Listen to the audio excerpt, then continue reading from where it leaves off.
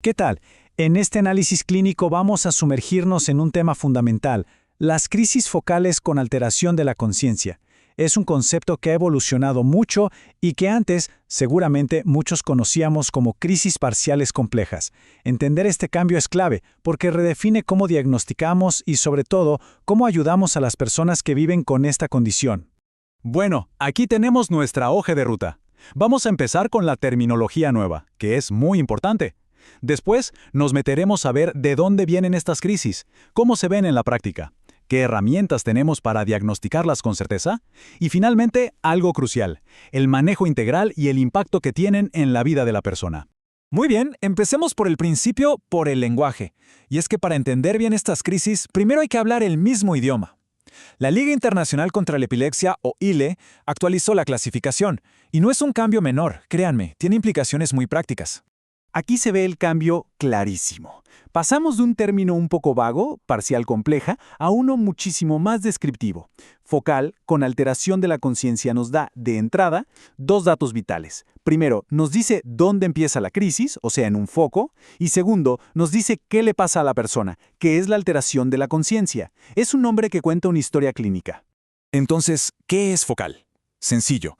La actividad eléctrica anormal arranca en un punto específico, en una red de neuronas que está en una sola mitad del cerebro. No empieza en todo el cerebro a la vez. Entender esto es, de verdad, la base de todo el diagnóstico moderno. Y el segundo apellido del término, alteración de la conciencia, es igual de importante. En la práctica, esto quiere decir que la persona se desconecta, no puede interactuar. Y aquí viene la pista de oro para nosotros. Después, no se va a acordar de lo que pasó. Esa amnesia del episodio es un marcador diagnóstico que tenemos que ir a buscar sí o sí en la historia clínica. Ok, ya manejamos la terminología. Ahora la pregunta es, ¿dónde ocurre todo esto? Vámonos a la anatomía, porque entender el dónde nos va a explicar el porqué de los síntomas que vamos a ver. Y aquí tenemos el dato más contundente de todos. Fíjense en este número, alrededor del 70%. El 70% de estas crisis se originan en un lugar muy concreto, el lóbulo temporal. Es por mucho el culpable más frecuente. Y si afinamos un poco más, el epicentro suele estar en lo profundo del lóbulo temporal, en el sistema límbico. Estructuras como el hipocampo y la amígdala, que tienen que ver con la memoria y las emociones, a veces sufren un tipo de cicatrización llamada esclerosis mesial temporal. Esto las convierte básicamente en una red neuronal hipersensible, un punto caliente listo para disparar una crisis. Ahora vamos a la semiología, que suena técnico, pero no es más que ver la anatomía en acción. Vamos a traducir esa actividad eléctrica del cerebro en lo que nosotros y la familia del paciente observamos. Es el cómo se ve de la crisis.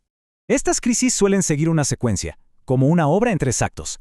Primero está el aura, que es el verdadero comienzo. Le sigue la fase ictal, que es el corazón de la crisis, donde se pierde la conciencia. Y termina con la fase posictal, que es ese periodo de confusión y recuperación. Y aquí, atención, porque este es un punto que genera mucha confusión. El aura no es un aviso de que viene una crisis. El aura es la crisis. Es la crisis en su primera etapa, cuando todavía es focal y la persona está consciente y puede recordar lo que siente. Es la primera pieza del rompecabezas. Las auras pueden ser de muchos tipos. La más clásica del lóbulo temporal es esa sensación rara que sube desde la boca del estómago. Pero también pueden ser psíquicas. Una ola de miedo que no tiene explicación, la extraña sensación de que esto ya lo viví, el famoso déjà vu, o incluso alucinaciones, como oler algo quemado que nadie más huele. Bien, una vez que la conciencia se pierde, entran en escena los automatismos. Son estas acciones que la persona hace en piloto automático, de forma repetitiva y sin ningún propósito. Y lo más importante, de las que no va a tener ni un solo recuerdo.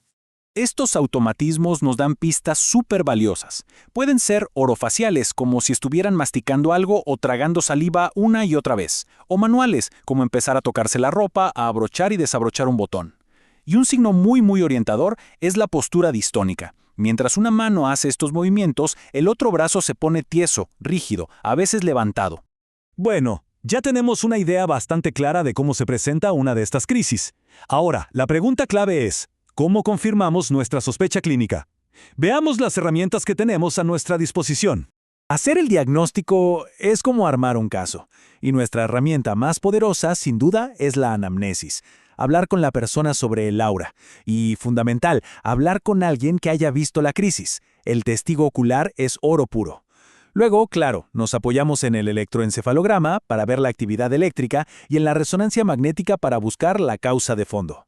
Y un consejo práctico aquí, no es lo mismo pedir una resonancia de cerebro normal que una con protocolo de epilepsia, hay que especificarlo.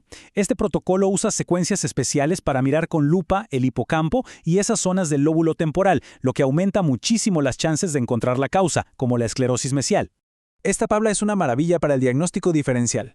Diferenciar nuestra crisis de una ausencia a un síncope es el día a día. Fíjense en las claves. La duración, nuestra crisis dura minutos, las otras segundos. La presencia de aura, que en las otras no hay. Y sobre todo, la recuperación.